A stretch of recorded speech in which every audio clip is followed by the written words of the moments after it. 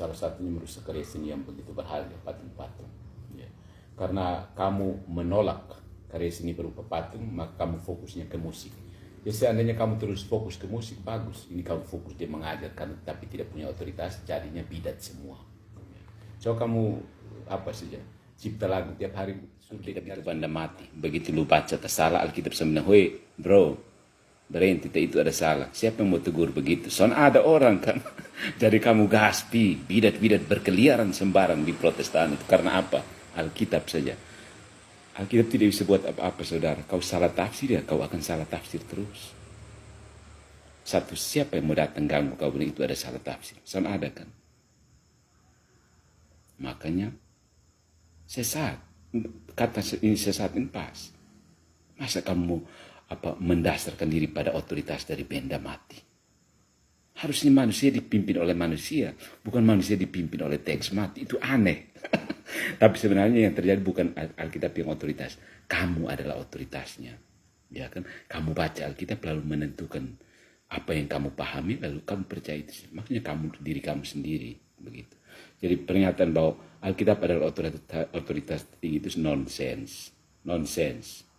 Di dalam sejarah gereja tidak ada yang pakai Alkitab. Orang Kristen sudah hidup berapa? 4 abad dulu baru tulisan. Kamu pikir Tuhan melarang menyembah patung? Ya, Tuhan melarang menyembah patungnya. Memang patungnya itu aku mau disembah patungnya. Dan orang Katolik tidak menyembah patung emas ini, patung perunggu ini, patung tanah liat ini, tidak. Yang disembah itu adalah pribadi yang digambarkan melalui patung itu. Ya, jadi patung Cristo Rei misalnya. Yang disembah itu Cristo Rei, bukan cetakan Cristo Rei dari tanah liat atau tanah apa itu, tidak. Karena manusia punya hasil akal dan kemampuan, punya persepsi, maka dia butuh sesuatu untuk melambangkan yang transendental itu, ya. Begitu. Dan itu justru nampak dalam misteri inkarnasi. Ketika Allah menjadi manusia, dia bisa digambarkan dengan apa saja, ya. Bisa dengan foto, bisa dengan lukisan, bisa dengan kata-kata.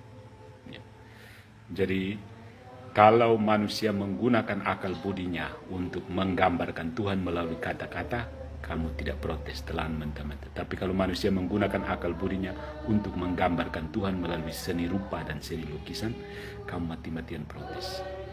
Ya. Jadi pelajari lagi kenapa kamu terlalu mengagungkan huruf-huruf itu. Tapi yang kamu sembahkan bukan huruf-huruf itu. Yesus, bukan Y-E-S-E-U-S, yaitu yang kamu sembah, tapi kamu sembah pribadi yang dilambangkan oleh huruf-huruf itu.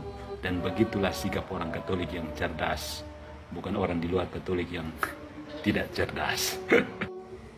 Jadi kalau orang Katolik menyembah patung, orang Protestan menyembah kitab suci, ujung-ujungnya menyembah mesin cetak. Ya, kalau begitu, kalau pakai prinsip yang sama seperti itu, begitu.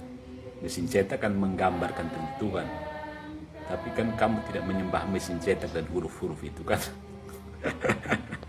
Jadi bagaimana? Ayo berpikir yang sedikit lebih lebih komprehensif lah. Jangan terlalu sola scriptura, itu hasilnya sola scriptura kalau tidak pakai akal budi itu seperti itu.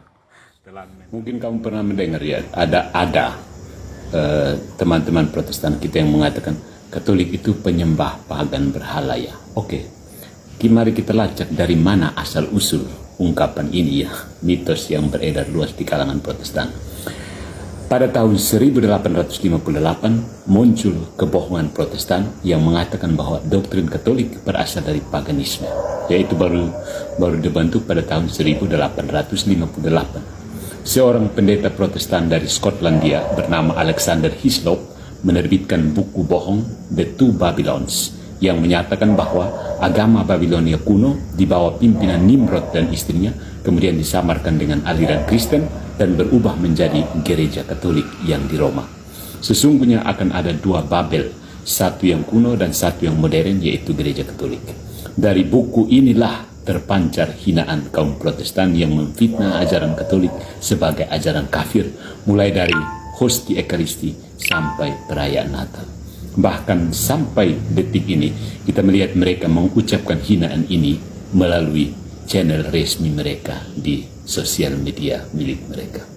Jadi Setelah penerbitan buku itu, seorang pendeta Protestan lainnya, Ralph Woodrow, seorang penulis Protestan, mengakui bahwa tuduhan itu tidak berdasar dan menarik buku tersebut dari toko buku dan menggantinya dengan buku yang menunjukkan kebohongan Alexander Hislop.